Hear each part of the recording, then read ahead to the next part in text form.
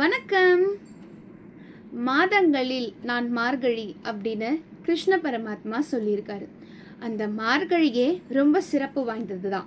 அதுலேயும் இந்த மார்கழி 27ஆம் நாள் ரொம்பவும் சிறப்பு வாய்ந்தது. ஏன்னு தெரிஞ்சுக்க வீடியோக்குள்ளே போகலாம் வாங்க. மார்கழி 27ஆவது நாளை கூடாரவல்லி தினம் அப்படின்னு சொல்கிறாங்க. ஏன் அப்படின்னா, கூடாரை என்பதற்கு நம்மளை வெறுப்பவரை இல்லை விலகி செல்பவரை, நம்மோட கருத்து வேறுபாடுகள் உடையவரை எல்லாம் விலக்கி நம்மளோட இணைய செய்கிறது அப்படிங்கிறது பொருள். இப்போ உங்க எல்லாருக்குமே தெரியும், திருப்பாவை கொடுத்த ஆண்டாள் தன்னுடைய விரதத்தை கடைபிடித்து கடவுள் ஆனாலும் தன்னுடைய உள்ளம் கவர்ந்தவனா இருந்தா கடவுள் அந்த மானிட பிறவையும் ஏத்துப்பாரு அப்படின்னு உதாரணமா விளங்கினவங்க தான் ஆண்டாள்.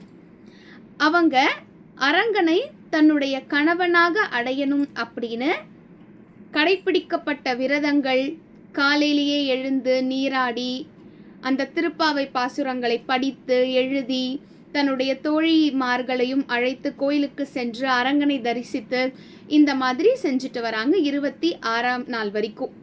27ஆம் நாள் கண்ணன் வந்துட்டு, அதாவது திருமால், அவங்களுடைய ஆண்டாளுடைய அன்பிற்கு இணங்கி உன்னை நான் ஏத்துக்கிறேன் அப்படின்னு வாக்குறுதி கொடுக்கிறாரு.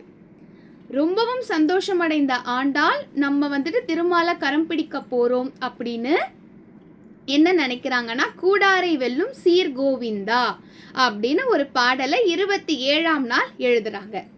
அதிலிருந்து பிறந்தது தான் இந்த கூடாரவள்ளி. நம்ம குலதெய்வத்துக்கு வந்துட்டு பொங்கல் வச்சு நேந்திப்போம் இல்லையா, அந்த மாதிரி ஆண்டாளுடைய குலதெய்வமான கள்ளழகர் அவருக்கு வேண்டிக்கிறாங்களாம், உங்களுக்கு நான் பால் நெய்யெல்லாம் நிறைய விட்டு 100 தடா சர்க்கரை பொங்கல், அதாவது அக்கார வடிசல் வடிச்சு உங்களுக்கு நான் நெய்வேத்தியம் பண்றேன், என்ன பெருமாள் கூட சேர்த்து வைங்க அப்படின்னு வேண்டிக்கிறாங்களாம். அப்போ வேண்டிக்கும் போது, அதாவது பால் நெய் எப்படின்னா, பால் பொங்கி அந்த சாதம் வழியணும், அதே மாதிரி அந்த பாத்திரம்குள்ள என்னுடைய கை விட்டேன் அப்படின்னா முழங்கை வரைக்கும் அந்த நெய் வந்துட்டு உருகி ஓடணும், அந்த அளவுக்கு நான் நெய் விட்டு பண்ணி தரேன் அப்படின்னு வேண்டாங்களாம். ஆனா அவங்க வேண்டி அந்த பிரார்த்தனையை பண்றதுக்குள்ளேயே திருமால்குள்ள போய் அவங்க ஒன்றிணைஞ்சிட்டாங்க. அதனால கள்ளழகர்கிட்ட கொடுத்த அந்த பிரார்த்தனையை வந்துட்டு ஆண்டாளால செய்ய முடியல.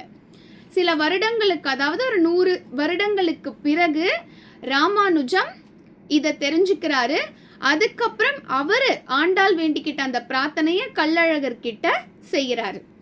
இதனால தான் பெருமாளுக்கு சர்க்கரை பொங்கல்னா ரொம்ப பிடிக்கும், அதுவும் அக்கார வடிசல்லாம் இன்னும் ரொம்ப பிடிக்கும்.